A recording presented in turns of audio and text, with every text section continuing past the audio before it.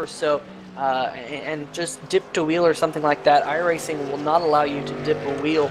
At least I should say it allows you to dip a wheel, but does not allow you to get more than half of your car off the track into a zone that it considers an off track. Sometimes those rumble strips actually can give you an off track, which is a little bit annoying from the driver's perspective, I'm sure.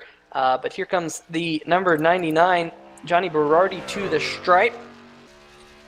And he's going to go 7th out of the 7 drivers so far to take time with a 2:28.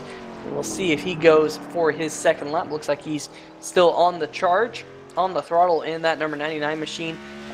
Still out there seeing if he can improve on that lap time. See if he can move up the charts a little bit, I think.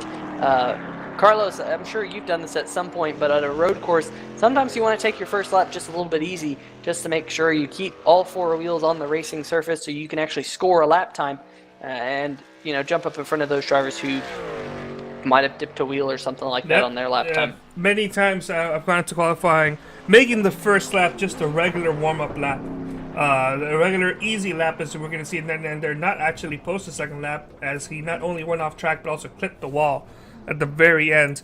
There's been many times where I've wanted to go out there and in my take easy, complete confidence first lap and make the first corner and realize, oh, I can go at this full speed and I have a good shot, only to find myself up against the wall or clipping the grass and then going out and trying it again and doing the same thing, resulting in not actually having a lap for the race. So you have to be careful. You have to run at least one lap where you 100% know for sure you will not make a mistake and be able to put an actual qualifying lap in. I'm trying to see if the pace car's up there. Yes, there is a pace car. But concerned here with them all gridding that it might have been a standing start, but nonetheless, it won't be. And Dave Wilson is your pole sitter. He'll lead the field around for this single pace lap, and alongside him is the number 13 of Alan Capers. And it's definitely a good qualifying for that number 13 machine. We'll be able to see what he can do in this race. Carlos, take away row number 2. Yeah, in second place, we see the 7 of Kevin Paskowicz with the 14 of AJ Digby right behind him. Yeah, Kyle Zimmer and Fernando Matos make up row number 3, and keep an eye out for that number 17 machine. Matos getting his first win here in the Sim Possible Racing League just a few weeks ago. He's looking to try and get win number 2 here tonight. We see Johnny Berardi going to be on the inside, which on the inside is in the opposite side for other ovals. And on the outside, we're going to see the 48 of Mark Dingman. Peter, you can go ahead and take the rest away. Yeah, starting in the 9th position, it will be 32 of Billy Weiss. 10th position, Tom Johnson in the 56. Nate Catella, Chris Roberge, and Brian Lowhead round out your 13 truck field for this 30-lap race around Road America. And if you're doing the math, 30 laps around this joint is 120 miles. We did hear from quite a few drivers that they think it will be a 2 or 3 stop event. Hearing about the tire wear and how slippery this track gets, I wouldn't be all surprised if some drivers definitely elect for that 3-stop strategy because of the tire wear. I don't think they need more than 2 stops worth of fuel, but tires could definitely be very important here tonight as you see the Porsche pace car lead them around. Not all too often that we see the Porsche pace car here on iRacing. Here by driver the number 20, Dave Wilson. Pace car dives hard right over to the right. And the race is now in the hands of Dave Wilson, going up the hill ever so slowly, 55 miles an hour. In second gear, waiting for the flag man to throw the green flag, and there it is. They're hard on the gas, loud pedal. And look at the number 13, side by side. Capers got a fantastic start. Capers got up through the gears just a little bit better than Dave Wilson there, side by side, down into turn number 1. And Carlos, I know that you know that this corner can cause some calamity.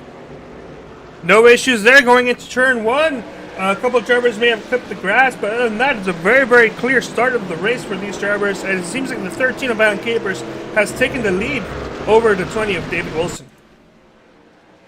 Great start for the number 13. You saw the number 48 of Mark Dingman and the 99 Johnny Berardi a little bit further back in the pack. They are off track, currently trying to work their way back onto the track as we look at this battle for the race lead. The 13 of Capers on the inside, the 20 of Wilson on the outside of him. He goes a little bit deep in the corner, a little bit too much. He's going to open up inside for AJ Dick. Yep, September 14th. It's a Saturday, and we're shooting for a start time around noon. It's going to be the Cup Cars at Daytona for a full Daytona 500 event. All right, well, there you go. That's definitely going to be a huge event here for all these Impossible Racing drivers and you, Jeff, and everyone here in the league. So definitely looking forward to that one.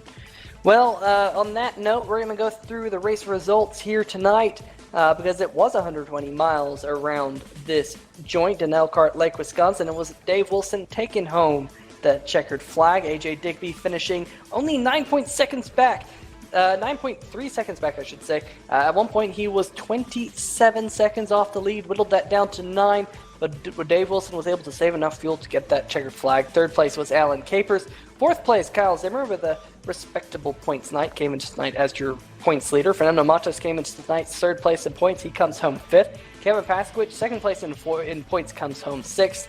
Christopher Burge, Billy Wise, Nate Catilla, and Johnny Berardi rounds out your top 10. All of those drivers did see the checkered flag. Brian Lowhead, Tom Johnson, Mark Dingman, however, 11th through 13th, they all took their trucks to the garage.